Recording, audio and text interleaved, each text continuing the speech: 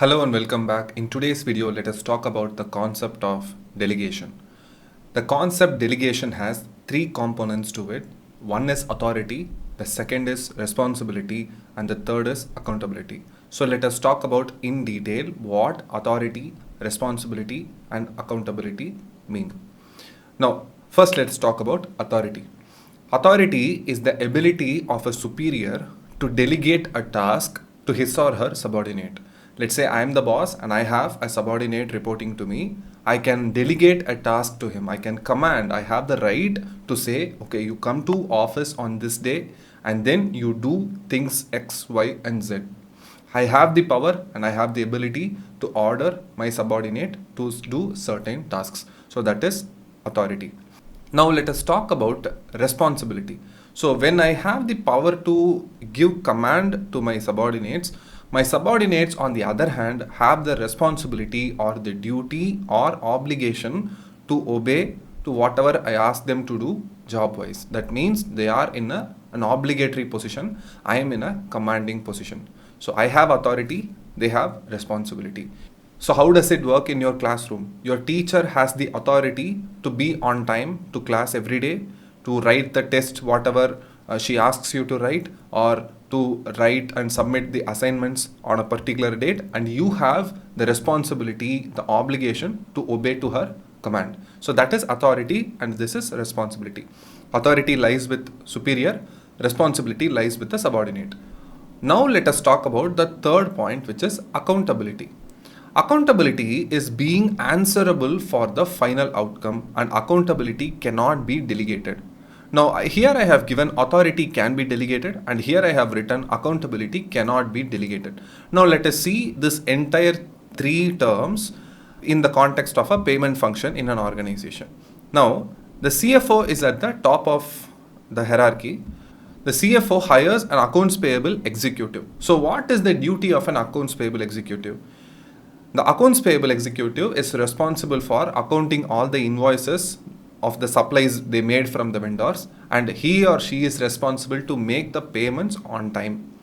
So the responsibility, the core responsibility of accounts payable executive is to make the payment to the vendor. It is supposed to be originally done by CFO because CFO is the ultimate responsibility of all financial happenings within the company. But CFO cannot sit and keep making payments every day for vendors, isn't it? CFO is incredibly a busy person. So what the CFO can do is hire a person and he will delegate the authority of him being able to make the payment. He will delegate that authority to the accounts payable executive. Now suddenly making payments became the responsibility of accounts payable executive. Here, to carry out the responsibility of making payment to the vendors, an equivalent amount of authority should be present. Now, so what does it mean? Let's say I am the CFO and you are the accounts payable executive. I say that we have 15 vendors in our company. You have to keep making them payments once every 15 days after the purchase is complete. So that means you have the responsibility to make the payment. That is clear. But how do you execute that task? Which means I should trust you with the bank details of the company. You should be able to access the net banking feature of the company to be able to do NEFT or to be able to do RTGS, which means you should know the ID, credentials, password and everything. That means I should trust you with the bank details of this company. So that is the point here. If you want to be able to do the payments successfully, you should also have the authority to log in to the net banking portal of the company's bank account. So that is this point. So just because I have a superior subordinate relationship with you, I cannot just keep on giving you command after command. I can give you command, but to execute that command, I should also give you some power for you to execute that command. Let's say the second day I asked you to go and withdraw money from the ATM. That means I can order you like that. But what is the next step? What authority now you should have? You should have custody to my ATM card, and you should also be knowing the ATM pin. If I trust you enough to get you from cash from the ATM, I should also trust you enough with what? To give you my card actually, and also should let you know my ATM pin. Only then you can successfully complete the task. So authority just alone cannot fulfill the task, and responsibility cannot also just accept the responsibility. Responsibility also should need a little bit of authority to carry out the task. Now, what is accountability? Now, in this example, the accounts payable executive is accountable, is being answerable to the CFO for the outcome of this responsibility. So, what is he answerable for? He is answerable for being able to settle all the dues on time. CFO does not need any headache reminders from the vendors saying that no, your company is not paying us on time, so we will not supply goods to you hereafter.